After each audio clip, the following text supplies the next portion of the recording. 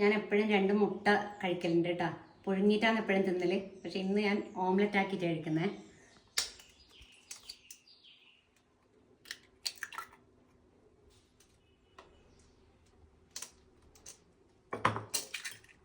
ഇത് കുറച്ച് ചീര, സവോള, അതുപോലെ ഒരു ചെറിയ കഷ്ണം പച്ചമുളക്. ഭയങ്കര എരിവാണ്, അതുകൊണ്ട് ചേർത്തിട്ടത്.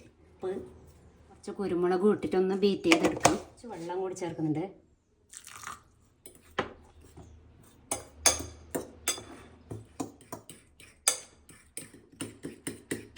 പാനൊന്ന് ചൂടാക്കാം. ആദ്യം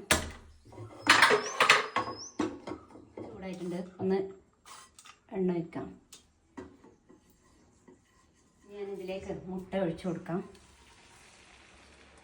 ഇനി തീയൊന്ന് ആദ്യം കൂട്ടി വെച്ചിട്ടുണ്ടായിരുന്നു, ഇനി കുറച്ച് വെക്കണം കേട്ടോ.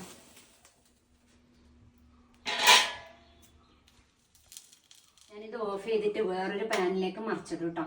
ചേട്ടാ ഞാനൊന്ന് ചെറുതായിട്ട് ചൂടാക്കിയിട്ട് അതിൽ കുറച്ച് എണ്ണ തടവന്ന്.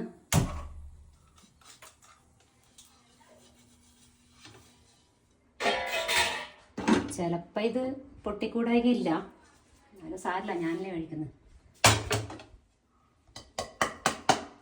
ഇതിനി കുറച്ച് സമയം തീ കുറച്ച് വെക്കാം. ഇതായിട്ടുണ്ട്, ഓഫ് ചെയ്യുന്നു കേട്ടോ.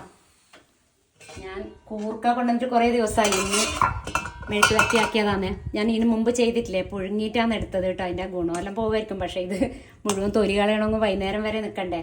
ടേസ്റ്റ് അങ്ങനെ വ്യത്യാസമൊന്നും തോന്നുന്നില്ല. ഇത് വറുത്തരച്ച ചിക്കൻ കറി. ഉണ്ണിയേട്ടനും എനിക്കും വേണ്ടിയിട്ടാണ് കൂർക്കയും അതുപോലെ മുള്ളൻ ഉണ്ട്. മുള്ളൻ ഞാൻ ഉള്ളിയും തേങ്ങയിട്ട് വെക്കുന്ന പറയില്ല, അതുപോലെ വെക്കാൻ. മുള്ളൻ കറി തിളക്കുമ്പോഴേക്ക് ഞാനിത് കഴിക്കുന്നു കേട്ടോ. കൂർക്ക എല്ലാവർക്കും ഇഷ്ടമാണ് കേട്ടോ. അതിൻ്റെ പണിയെടുക്കേണ്ട ബുദ്ധിമുട്ടേ ഉള്ളൂ.